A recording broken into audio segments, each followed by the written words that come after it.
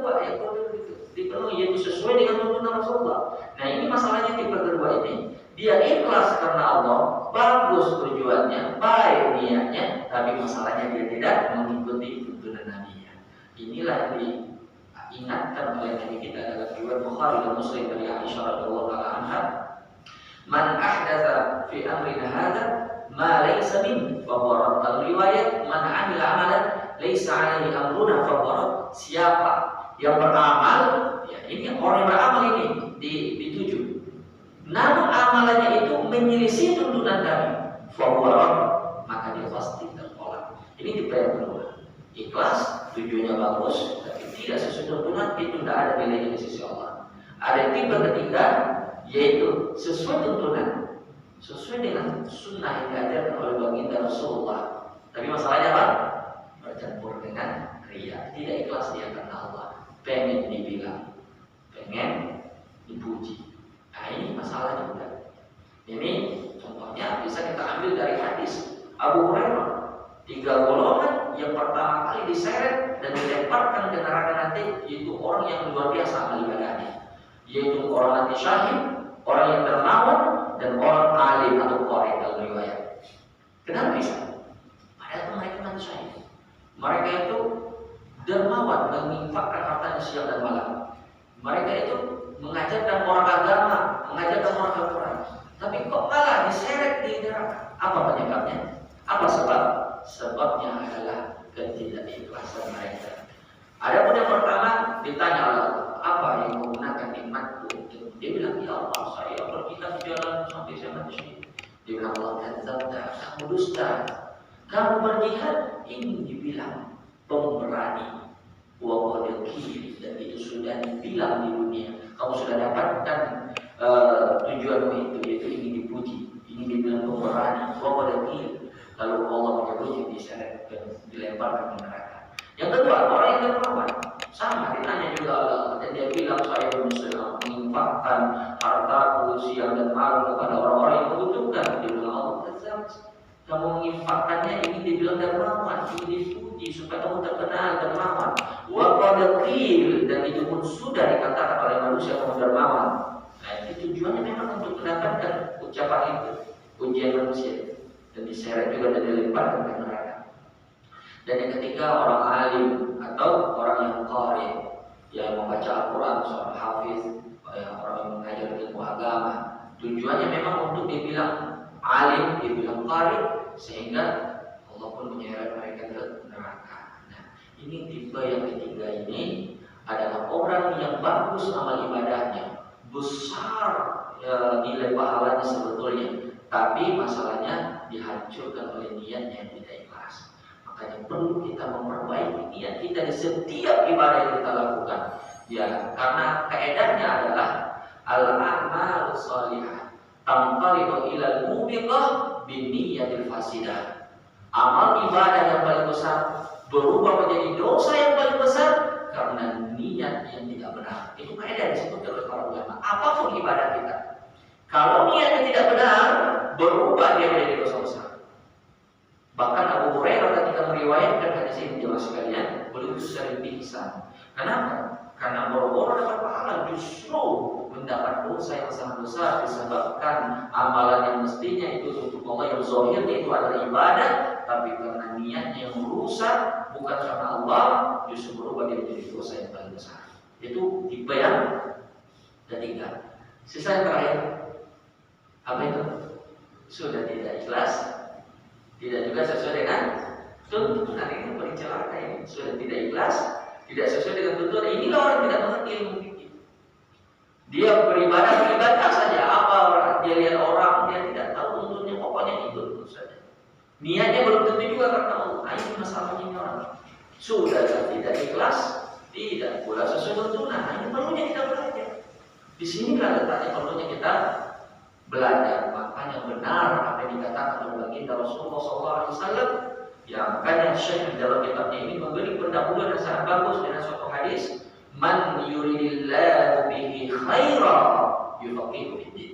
Siapa yang Allah inginkan atasnya kebaikan, maka Allah beri dia pemahaman terhadap agama. Al-Hafidz Ibnu Hajar Al-Asqalani rahimahullah ahli hadis dan ahli fikihnya kalangan mazhab Syafi'i. Kita di Indonesia kebanyakan mayoritas Syafi'i. Beliau berkata, mafhum mukhalafah, ya, bisa dipahami dari hadis bahwa orang yang tidak diinginkan atasnya kebaikan, maka Allah tidak beri pemahaman agama. Kalau pemahaman dunia saja yang hebat, tahu, ya, berbisnis misalnya, ya, bukan tercela. Kalau orang tahu dunia bagus, dia mandiri, dia tidak bergantung sama orang, itu bagus. Tapi jeleknya di mana? Kalau dia cuma tahu dunia, atau ya rifuna zahirul hayatad dunia, wahum anil akhirati ghafilun. Dia cuma kenal tahunya dunia saja, tapi akhirat mereka tidak paham. Nah, ini yang celaka ini. Kenapa celaka? Karena dunia ini di sisi Allah itu tidak sebanding dengan, ya, separuh sayap nyamuk. Nggak ada nilainya sama sekali. Bahkan di hadis disebutkan, kalau kamu ingin tahu perbandingan antara dunia dan akhirat, coba kamu celupkan itu jarum ke laut, baru kamu angkat dan lihat apa yang di atas ujung jarum tersebut. Itu dan dunia. Dunia itu mendapatkannya susah. Sebelum kita mendapatkannya kita gelisah. Saat kita mendapatkannya ternyata tidak bertahan lama dengan kita. Dua kemungkinan. Kalau bukan dia yang meninggalkan kita, nah, kemungkinan kedua pasti kita yang akan meninggalkannya. Tidak apa-apa. Kita habiskan usia kita habiskan waktu kita, tenaga kita, semuanya untuk mencari dunia, tapi ujung-ujungnya kita akan meninggalkannya. Makanya dunia tidak ada nilainya kalau hanya sekedar dunia yang kita tuju. Makanya itu tadi, man yuridillahu bihi khairan yufaqihu fiddin. Siapa yang Allah inginkan atasnya kebaikan, Allah beri dia pemahaman terhadap agamanya.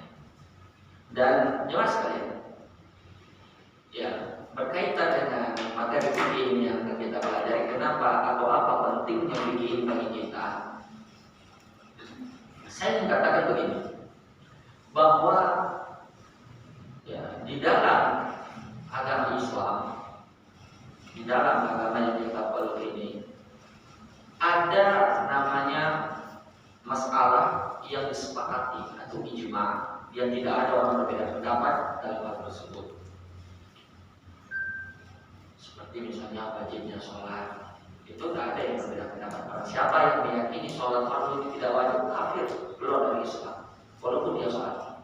Karena semua kaum muslimin tahu hukum sholat di waktu itu wajib. Kalau seandainya dia mengatakan, nah, apa-apa dengan sholat, silakan sholat itu bagus, kalian mau silakan sholat, yang tidak mau juga tidak apa-apa. Siapa yang memiliki keyakinan seperti ini, sepakat seluruh ulama Islam bahwa dia kafir keluar dari Islam. Kenapa? Karena dia mengkufuri ayat nas-nas dari Al-Quran dan hadis mengatakan wajibnya kan sholat. Jadi itu masalah yang tidak diperdebatkan, itu ijma namanya, kesepakatan. Tapi ada di sana hal-hal yang berbeda pendapat ulama di dalamnya. Nah, yang namanya beda pendapat, Allah mengatakan, fa in tanaza'tum fi syai'in farudduhu ila Allah wa Rasul. Apabila terjadi perbedaan pendapat, kembalikan ke mana? Ke Allah dan Rasul, ke Al-Quran dan Sunnah. Maka siapa pendapatnya yang lebih dekat kepada Al-Quran dan Sunnah, itulah yang diikut. Itulah kelebihan agama Islam. Agama yang dibangun di atas ilmu. Makanya Islam yang kita anut ini seperti gambarannya yang ada di Al-Fatihah yang kita baca. Apa yang kita baca dalam Al-Fatihah? Ihdinas siratal mustaqim. Apa itu jalan yang lurus? Ya Allah, berilah kami jalan. Apa itu jalan lurus? Allah beri penjelasan dengan ayat sesudahnya. Siratal ladzina an'amta 'alaihim. Yaitu jalan yang Allah beri nikmat atas mereka. Siapa itu mereka yang mendapat nikmat itu jalannya? Allah sebutkan di tafsirannya dalam surah An-Nisa. Innal ladzina an'amta 'alaihim minan nabiyyina was-siddiqina wasyuhada'i was-shalihin wa hasuna ulaika rafiqa. Itu jalannya para nabi, jalannya para siddiqin, para syuhada, para orang saleh. Seperti apa jalannya mereka? Yaitu jalan yang moderat, jalan yang wasatiyah, jalan yang pertengahan, tidak ekstrim kiri, tidak ekstrim kanan. Dalam beramal, mereka tidak hanya sekadar beramal, tapi dibangun di atas ilmu. Sebagaimana mereka juga tidak hanya sekadar berilmu, tapi mereka juga mengamalkan ilmunya. Nah, inilah dibilang wasatiyah, pertengahan. Dia berilmu dan mengamalkan ilmunya, dan dia beramal dan dibangun di atas ilmu. Ghairil maghdubi 'alaihim. Nah, itu jalan ekstrem kiri ini. Ghairil maghdubi alaihim, yaitu jalannya orang yang dimurkai oleh Allah, yang dibenci oleh Allah, yang dilaknat oleh Allah. Siapa mereka? Yaitu jalannya orang yang berilmu. Dia berilmu, tapi Allah celah mereka karena mereka tidak mengamalkan ilmunya. Itulah orang Yahudi. Allah mengatakan tentang Yahudi, ya'rifunahu kama ya'rifuna abna'ahum. Mereka mengenal Islam, mengenal Nabi Muhammad, kama ya'rifuna abna'ahum, sebagaimana mereka mengenal persis anak-anak mereka. Bahkan disebutkan oleh Abdullah bin Salam, mantan pendetanya Yahudi, bahwa penggambaran Nabi Muhammad itu sangat detailnya. Ya, bahkan Salman Al-Farisi sebelum masuk Islam belum mendengar dari beberapa pendeta tentang kabar Nabi akhir zaman. Di antara tanda-tandanya tidak menerima sedekah, di antara tanda-tandanya dia memiliki tanda kenabian di atas pundaknya. Dan itu semua dilihat oleh Salman Al-Farisi, sebagaimana tanda-tandanya yang disebutkan dalam Taurat oleh Abdullah bin Salam, detail sekali sampai Abdullah bin Salam mengucapkan kalimat syahadat, walaupun tidak diikuti oleh orang-orang Yahudi. Artinya apa? Mereka tahu itu Nabi Muhammad itu Nabi. Mereka tahu ajaran Islam itu dari Allah dan untuk apa yang dibawa oleh Nabi akhir zaman, tapi mereka tidak mau mengikutinya karena marah sama mereka. Tapi ada juga di sana golongan ekstrem kanan yang memiliki semangat untuk beramal, tapi dia tidak memiliki ilmu di atasnya. Semoga kita tidak termasuk golongan ini. Dan banyak muslim hari ini malas belajar. Kenapa? Yang tadi saya sudah sholat, ya. Sholat sudah sesuai dengan yang diajarkan Nabi itu belum, kayak itu nanti lagi ya. Nah, itu masalah. Kalau seandainya amalan bermanfaat tanpa ilmu, Allah tidak akan mencela orang-orang Nasrani. Waladhdallin dalam Al-Fatihah ini, itu jalan ekstrem kanan, itu jalan orang yang tersesat. Padahal mereka beramal, mereka beribadah, tapi tetap kalau sifatnya apa? Tersesat. Kenapa tersesat? Karena tidak dibangun di atas ilmu. Maka jalannya orang beriman itu wasat, moderat, pertengahan. Dia berilmu dan mengamalkan ilmunya, dan dia beramal dan baru amalnya di atas ilmu. Baik, jadi ini gambaran. Dan di sana juga ada namanya masalah khilafiyah. Khilafiyah itu yang tadi kita singgung, yang ulama fikih berbeda pendapat dengannya, dan kita berusaha untuk mencari pendapat yang lebih rajih, pendapat yang lebih kuat, pendapat yang lebih dekat dengan hadis-hadis Nabi dan Al-Quran. Nah, inilah pentingnya kita belajar dengan sekalian. Sebab ilmu itu kita bisa dapatkan melalui 4 tahapan atau 4 langkah. Pertama, terminologi dulu. Kita harus tahu definisi-definisi, kita tahu konsep-konsep dasar dalam ilmu agama ini. Kita harus tahu Quran, tahu dalil dari sunnah, dari Quran, itu konsep dasar. Kemudian naik level berikutnya yaitu deskripsi, yaitu kita menggambarkan ini apa yang kita pahami dari Al-Quran yang kita baca atau dari hadis yang kita baca. Deskripsi, misalnya kita katakan ini hadisnya tentang apa, sahih hadisnya, itu deskripsi, penggambaran secara cepat. Ya seperti kita lihat mobil, mobil itu gimana, bagus atau tidak bagus, warnanya apa, kalau mobil itu warnanya hitam, mobil itu besar, mobil itu bagus, itu ke deskripsi namanya, tidak merinci dulu. Itu level kedua. Level yang lebih atasnya lagi komparasi, membanding-bandingkan, menyamakan dan membeda-bedakan. Inilah namanya fikih muqarrar, perbandingan masalah. Jadi orang yang sudah sampai level ketiga ini, dia tidak kenal yang namanya taklid buta. Ya kalau kita kan selama ini yang penting Imam Syafi'i bilang begini, pokoknya ya, itu yang benar. Semua yang menyelisih itu salah. Nah, ini keliru gitu. Kadang kebenaran ada di mazhab Syafi'i, kadang kebenaran ada di mazhab Hambali, kadang kebenaran ada di mazhab Hanafi, kadang kebenaran juga ada di mazhab Maliki. Itu bagaimana kita cara mengetahuinya? Ya itu tadi kita mengoperasi. Ya, tapi ada level yang keempat yang terakhir, yaitu namanya apa? Menganalisa.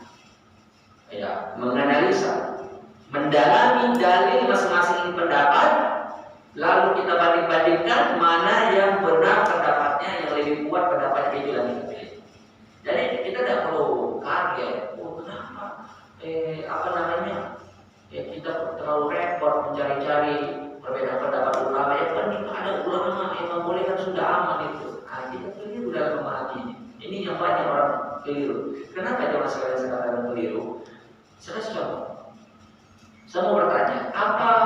hukum menikah tanpa wali. Sah atau tidak nikahnya? Misalnya ada seorang anak muda suka sama anak gadis, keduanya suka, tapi masalahnya anak gadis ini dari kalangan bangsawan, terutama dari kalangan Bugis.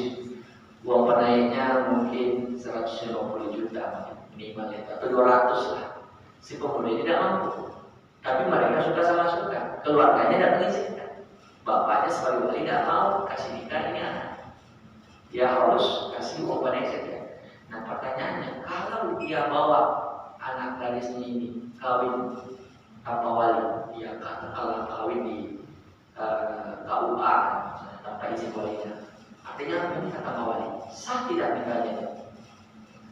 Sah atau tidak? Kawin lari sah? Bukan kawin sambil lari ya. Kawin lari, maksudnya dia tak mau lari aja orang, tapi menikah di tempat lain tanpa izin walinya. Ini anak muda sini semua pada menikah belum? Belum ya? Soalnya coba disegerakan dulunya. Kawin lari. Assalamualaikum.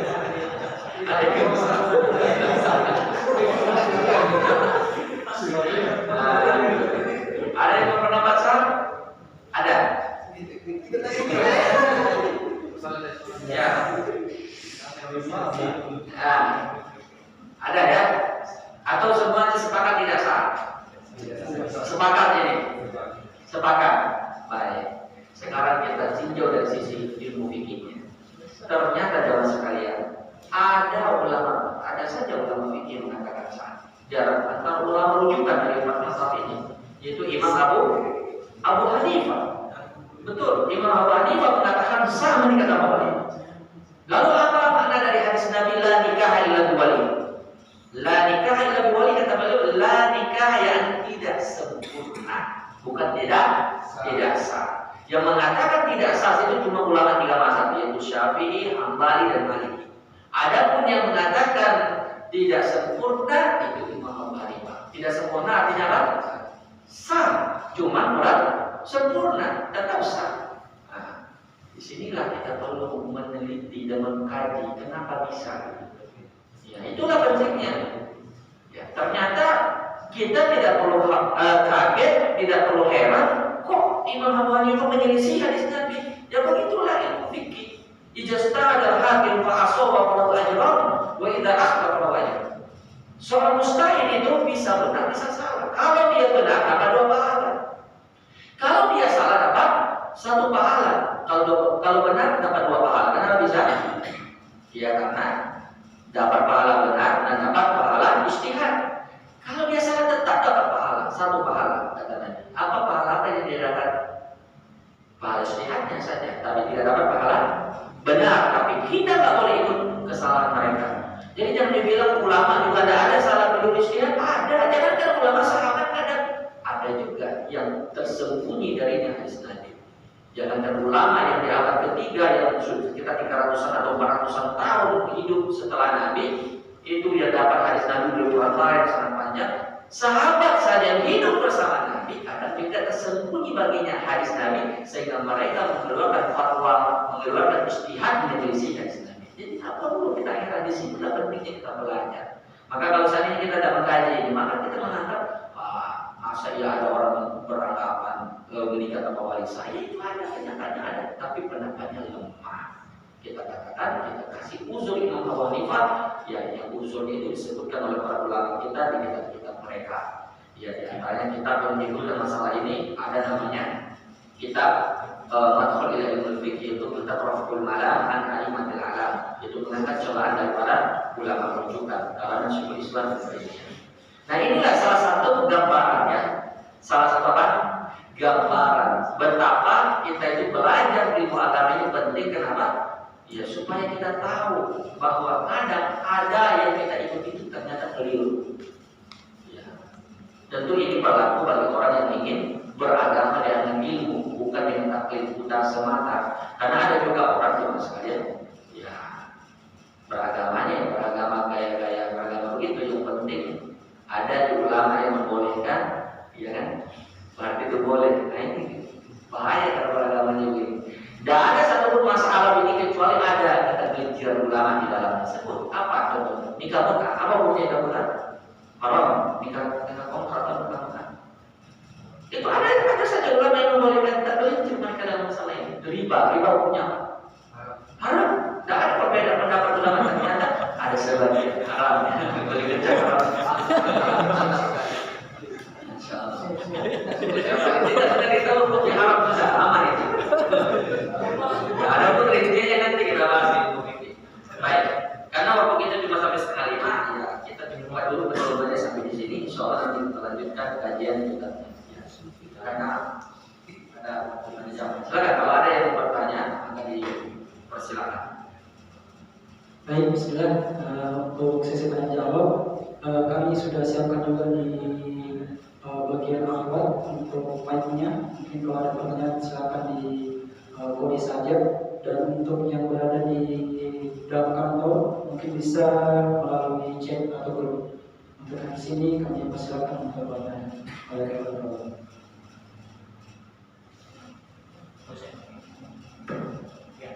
Assalamualaikum warahmatullahi wabarakatuh. Pak Ustaz, kita kan kenal dengan Pak Mazhab. Keterbatasan kita kan kita tidak tahu nih contoh sholat ya.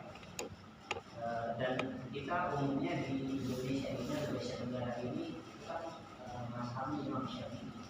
Tapi terkadang juga dalam sholat kita juga ada mazhab yang lain yang kita misalnya tidak ada di Syafi'i tapi kita lakukan apa kita ikut apa lakukan juga pada saat sholat misalnya. Apakah itu tidak masalah? Jawabannya tidak masalah. Bahkan itulah yang dianjurkan. Imam Syafi'i berkata, "In sahhal hadits fa huwa madhhabi." Jika hadis itu adalah hadis sahih, maka itulah mazhab yang saya ikuti. Dan riwayat yang lain juga berkata, "La yahillu li ahadin man istabana lahul haqq an yad'ahu li qawli ahad." Tidak halal bagi seorang pun yang jelas-jelas baginya itu kebenaran, lalu dia tinggalkan itu kebenaran hanya gara-gara perkataan imamnya.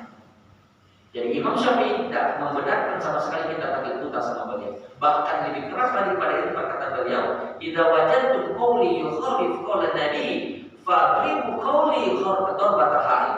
Jika kalian dapatkan perkataanku bertentangan dengan perkataan Nabi, maka lemparkan perkataanku ke dinding, jadi tidak diikuti. Nah, ketika seseorang sudah sampai level yang keempat tadi kita sebutkan, sudah bisa dia menganalisa, dia membanding-bandingkan antara mazhabnya Syafi'i dengan mazhabnya Hambali dengan mazhabnya Maliki, kira-kira mana yang lebih kuat. Lalu jelas baginya bahwa kebenaran itu yang misalnya katakanlah mazhab Hambali, maka itu yang diikuti. Itu sudah level yang benar. Itulah yang dituntut dari kita sebetulnya. Itulah fungsinya kita belajar ilmu ini. Ya, saya kasih contoh masalah sholat mungkin terlalu luas. Yang sebelum sholat haram.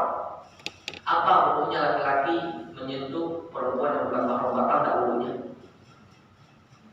Batal atau tidak? Kalau menyentuh perempuan? Tidak. Ternyata ada yang mengatakan tidak. Ada yang mengatakan batal? Ada yang mengatakan batal. Jadi cuma dua mazhab sini. Begitu juga ulama sahabat berbeda pendapat seperti itu berbeda pendapat. Saya katakan di sini, dalilnya sama. Dalilnya sama. Allah Subhanahu wa taala berfirman dalam Al-Qur'an, "Wa idza lamastumun nisaa falam tajidu ma'an fatayammamu sa'idan thayyiban." Apabila kalian menyentuh perempuan, itu terjemahannya Imam Syafi'i, menyentuh katanya. Jadi mazhabnya Syafi'i menyentuh perempuan secara mutlak batal. Artinya menyentuh sengaja maupun tidak sengaja, dengan nafsu maupun tidak dengan nafsu, yang penting menyentuh aja batal. Itu masalah kebanyakan kita di Indonesia. Jadi kalau ada orang boleh salah, tapi kalau tidak berwudu boleh salah. Sebetulnya menyentuh yang bukan mahram juga kan tidak boleh kan? Ya, tapi kita berbicara batalnya wudu atau tidak. Imam Syafi'i berpendapat batal secara mutlak. Ada pendapat yang kebalikannya dari mazhab Syafi'i, yaitu mazhab Hanafi, tidak batal secara mutlak. Dalilnya juga sama, tapi tafsirannya berbeda. Yaitu beliau memakai tafsir Ibnu Abbas bahwa yang dimaksud dalam masa di sini bukanlah menyentuh, tapi jima, berhubungan. Karena konteks ayat ini berbicara hadas besar, bukan hadas kecil. Jadi beliau menafsirkan kata lama saja bukan menyentuh, tapi berhubungan. Jadi biar dipegang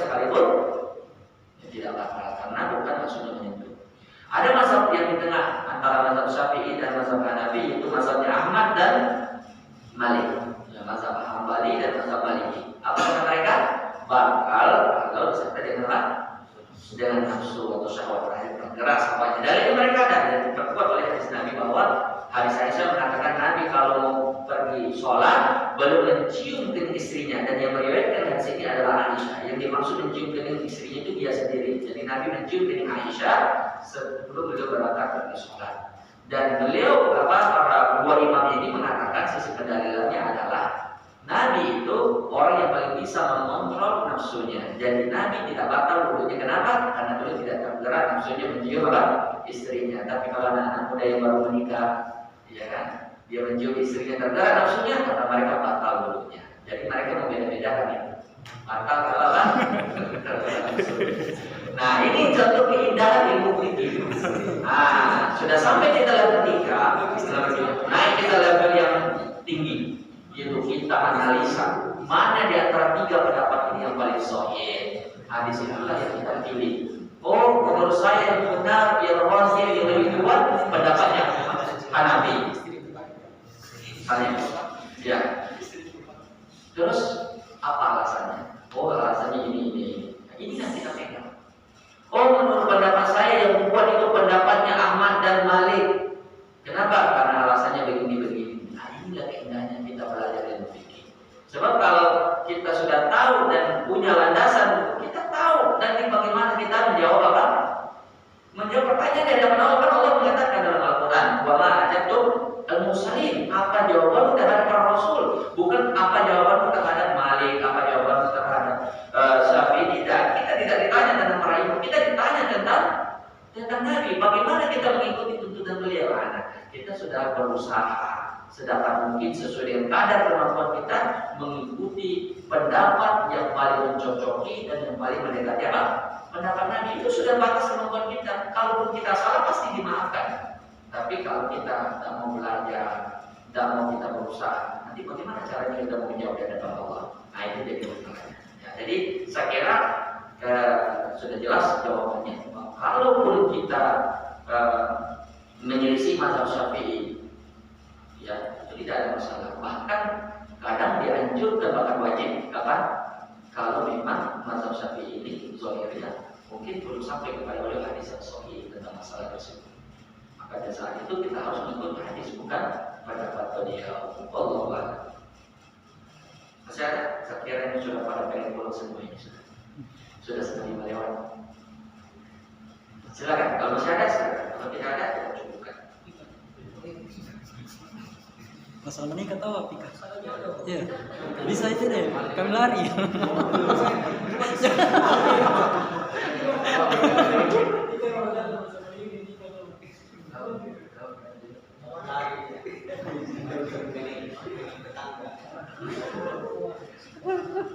Masih ada? Kalau tidak ada, kita cukupkan. Masih ada nggak?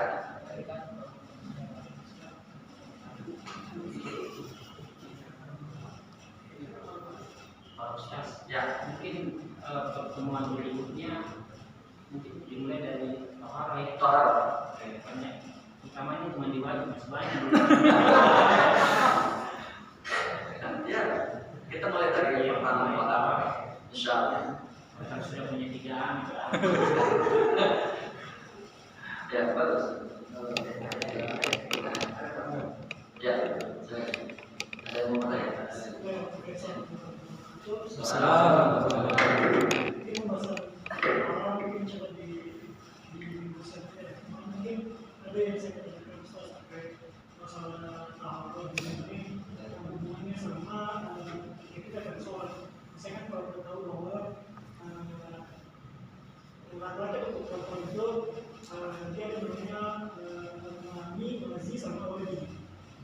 Ketika misalkan di proses kita bersoal, ternyata tanpa kita tahu ataupun kita sengaja ada cairan yang keluar nih, setelah buang di sini, ternyata dia tidak tahu kalau nanti setelah sholat baru kita tahu bahwa ini pada saat yang membuat lagi kenapa ada cairan yang tidak sudah sholat.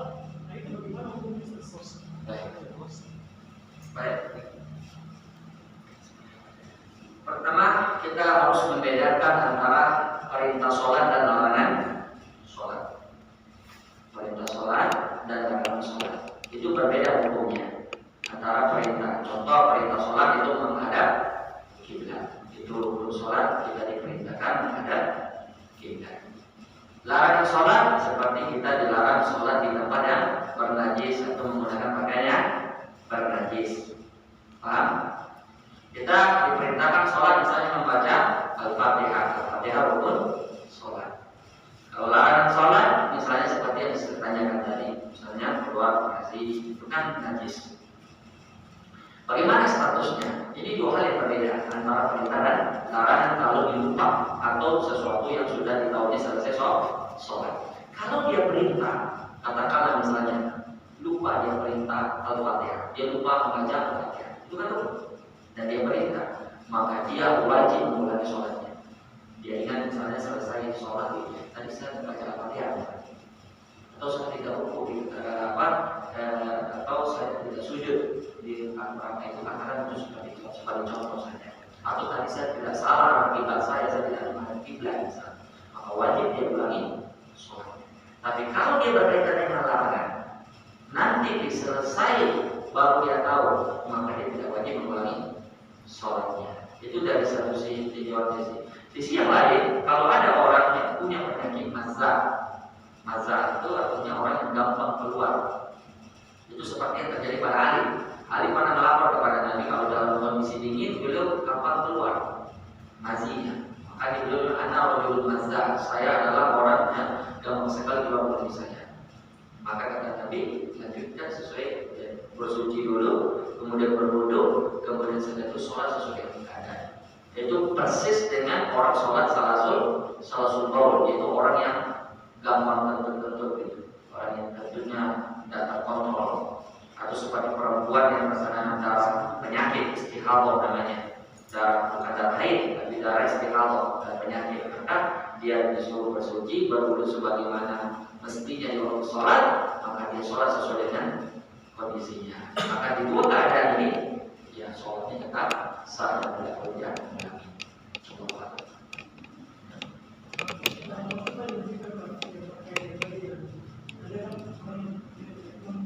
Dia tuh kayak susah untuk kalau misalkan kayak orang tertentu seperti satu sholat itu bagaimana orang benar juga ketika misalkan kita akan sholat terus misalkan ada kayak masalah angin yang keluar itu langsung kita keluar dari dasar itu bagaimana mas?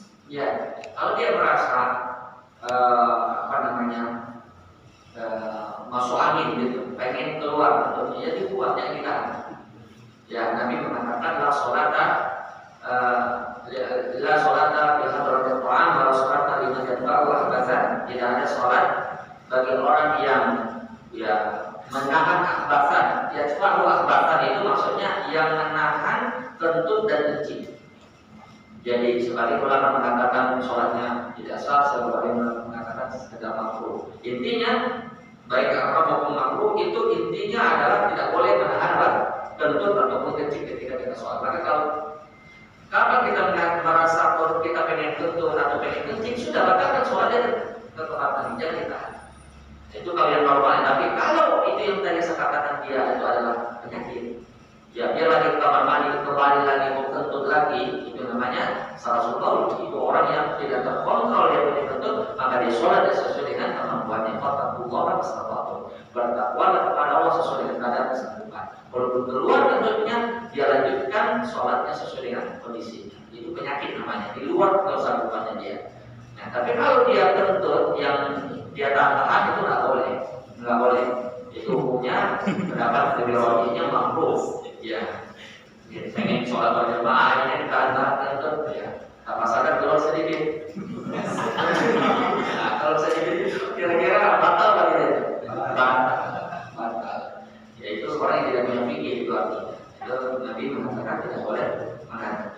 Tapi ada satu tinjauan lain yang saya ingin sampaikan. Nabi pernah bersabda, ya, idza wajada ahadukum fi batnihi syai'an, apabila dan kalian mendapatkan sesuatu dalam perutnya, fala yansarif, maka jangan dia pergi hatta yajidu rihan atau yasma' sautan, sampai dia mencium bau atau mendengar suara. Kalau sudah perasaan dia kayak keluar kentut, itu jangan percaya. Jangan diikuti. Itu namanya waswas. Di situ setan itu maksudnya memberi waswas kepada orang. Sedikit-sedikit ke kamar mandi, Nanti selesai wudhu, duduk lagi, selesai turun lagi, ke kamar mandi lagi. Padahal itu cuma perasaan. Nah, ini dia faedahnya. Sampai dia apa? Dia dengar suara atau dia cium bau. Kalau cuma sekedar rasanya dihiraukan, diperlukan. Itu pintu masuknya waswas syaitan. Nah ini sudah masuk di foto arwah ini belum masuk. Oke. Mungkin terakhir ada pertanyaan dari WhatsApp di dalam kantor. Jadi bagaimana cara kita mempertahankan niat? Awalnya kita sudah niat ikhlas karena Allah, tapi ada suatu hal yang mengarahkan kita ke arah dia. Jadi bagaimana kita supaya bisa terhubung dalam niat kita? Orang yang melakukan amal karena manusia pakai kuliah, sebagaimana orang yang meninggalkan amal karena manusia juga lihat. Sampai dia melakukan dan meninggalkan itu amalan karena Allah semata. Jadi jangan bilang, macam saya dia bisa tinggalkan ini amalan yang salah itu juga dia. Karena dia meninggalkannya karena manusia, bukan karena Allah. Pokoknya amalan itu dilakukan karena manusia itu lihat, ditinggalkan karena manusia juga lihat. Lalu bagaimana caranya? Caranya adalah dengan memperbaiki niat, berusaha melawan itu bisikan-bisikan ria dengan cara ya hadirkan dalam hati kita bahwa kalau kita beramal karena manusia hapus kita punya amalan dan kita mendapatkan dosa. Kita hadirkan hadis-hadis ancaman tentang kuliah, kita bermohon kepada Allah agar dilindungi dari ria dan seterusnya. Kalau dia berusaha melawan ria dan dia tidak mau amalannya itu bercampur dengan ria, insya Allah dia dapat pahala. Tapi kalau dia pasrah, dia terima begitu saja, nah inilah yang dicatat sebagai orang yang beramal karena ria. Kalau dia lawan, maka dia dapat pahala. Nah, insya Allah sudah jelas sebagaimana. Jadi itu tadi mungkin pertanyaan terakhir, Bapak Ibu sekalian. Alhamdulillah kita sudah di penghujung kajian kita pada sore hari ini. Alhamdulillah sangat banyak faedah yang kita dapat. Perdana ini insya Allah untuk pertanyaan-pertanyaan Bapak Ibu yang masih ada mungkin bisa di-share ke kami juga, insya Allah akan kami tampung untuk dijelaskan di pertemuan selanjutnya. Mungkin cukup dari kami. Adalah yang majemani subhanallah wa bihamdika asyhadu an la ilaha illa anta astaghfiruka wa atubu ilaik. Assalamualaikum warahmatullahi